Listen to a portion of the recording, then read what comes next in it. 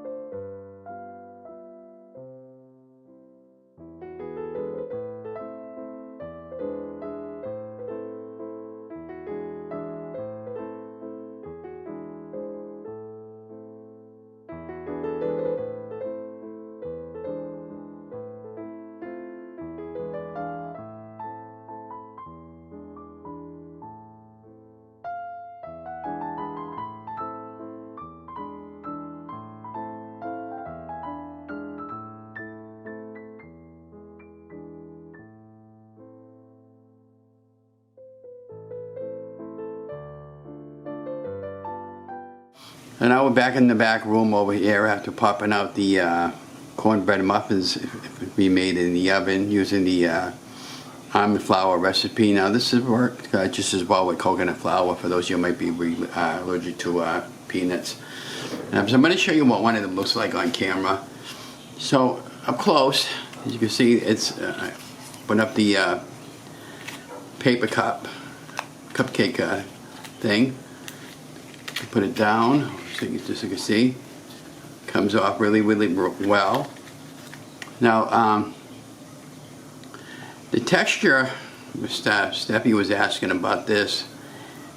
I'm going to open it up. It's not greasy.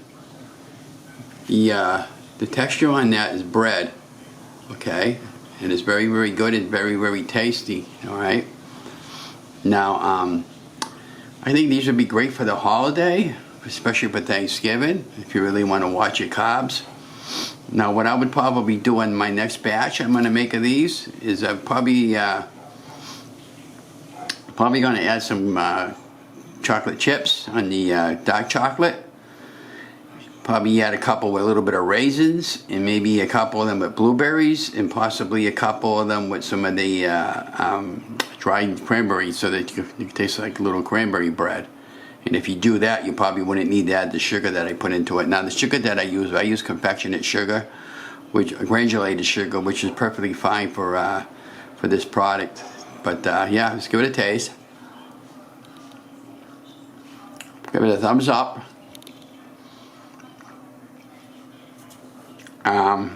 2, 3, 4, 5. I believe this made 9 little size cupcakes. So, you know, if somebody wants to figure out the macros and the calories for me per one, but I'm sure they're not that much. But this is what it looks like. Here, opened up. I had a bite, half of one. It's nice. It feels just like a cupcake. So, now you can probably make some type of cream to put on top of it, or you know, I'm just giving you guys ideas on what to do with these. But these are really good. I really enjoy these, and I'll make these again, and I'm going to make these again.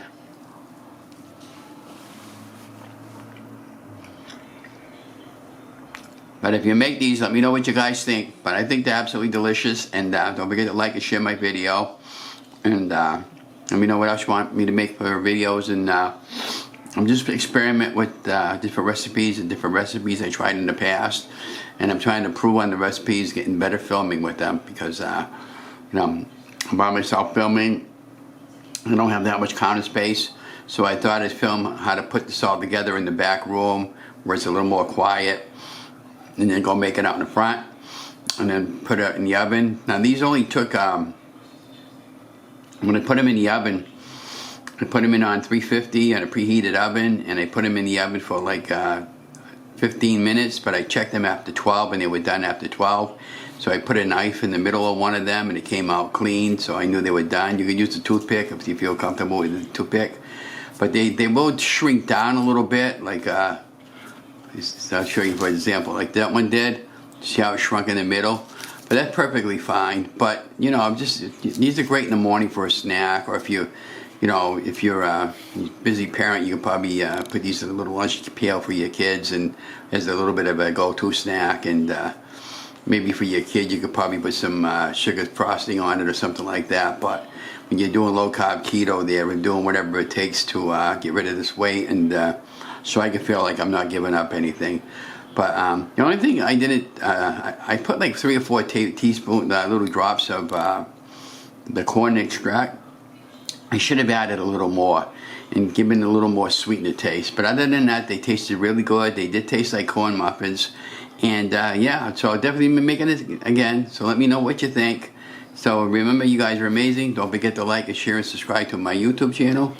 And yeah, I just wanted to show you what I had made today. And like I said, this was just as an experiment.